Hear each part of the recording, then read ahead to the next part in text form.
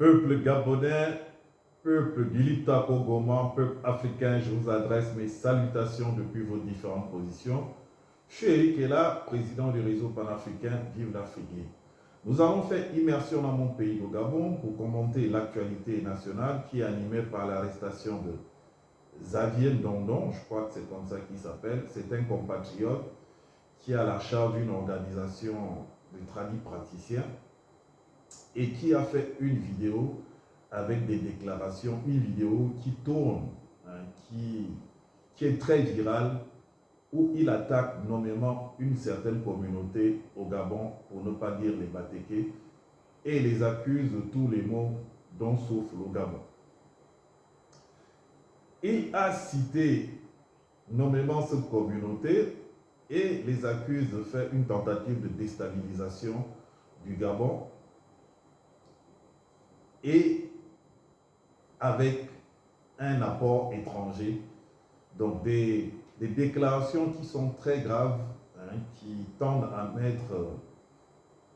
troubler la quiétude et le vivre ensemble dans notre pays.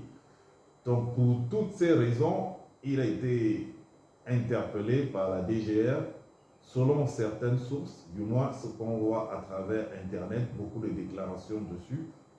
Et j'espère que le procureur de la République va s'auto-saisir, parce que ces déclarations sont assez graves et j'espère qu'elles sont endossées sur des preuves pour faire la lumière sur tout ce qu'il a eu à dire. Et en conclusion, il a assumé tout ce qu'il disait et que rien ne pouvait lui arriver. Les réseaux sociaux sont là pour nous permettre de communiquer, mais faisons très attention à ce que nous disons à travers les réseaux sociaux. Je crois que lors de l'allocution du président de la République, il a été assez insistant dessus. Il faut peser ce qu'on dit, autant pour moi dans les réseaux sociaux. Ce n'est pas le lieu de diffamer ou d'avancer des propos qui peuvent mettre en danger notre vivre ensemble. C'est juste ma petite contribution là-dessus. Je vous laisse l'écouter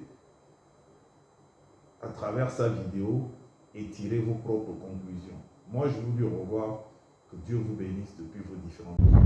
Maintenant, je vous explique que la campagne de dénigrement qui est en cours n'a rien à voir avec les crimes rituels.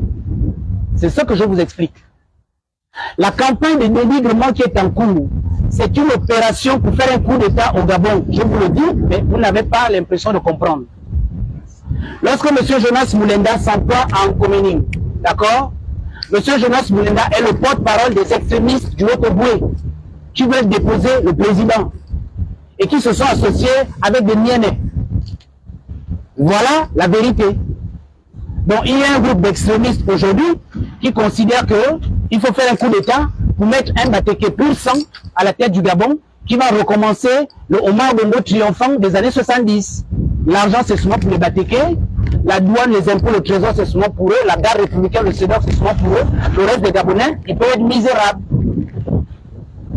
Ce système-là, c'est ce système que nous devons détruire à tout prix. Le système qui veut que les régies financières, c'est pour le Haut-Oboué et le Borolo. Là où il y a l'argent au Gabon, c'est pour certaines personnes. L'éducation nationale, on va envoyer les enfants là-bas, ils peuvent se débrouiller, on s'en fout. On ne paye pas les postes budgétaires, on ne paye pas les rappels aux gens. Vous connaissez les gens du Haut-Oboué qui souffrent de retraite, de pension. Mais pourquoi ce n'est pas mieux, monsieur? Le Haut-Oboué est quoi? Ils ont fait quoi au Gabon pour mériter ça? Mais c'est quoi ces désordres? Et il n'y a personne pour arrêter ça. Donc quand on communique cela pour dire il faut réorganiser au Gabon, tous les extrémistes Batéké me combattent. J'assume. Je sais qu'ils ne feront rien, parce que c'est les petits joueurs. Je méfie les marabouts du Nigeria, du Bénin, du Togo, du Ghana et de la Côte d'Ivoire. Je vous dis qu'ils ont décidé de déstabiliser le Gabon. Je vous cite les pays. Donc, Jonas Moulenda n'est que le porte-parole de ces extrémistes qui veulent faire un coup d'État au Gabon. Voilà ce que je vous dis. La campagne sur le crime rituel n'a rien à voir avec la vérité.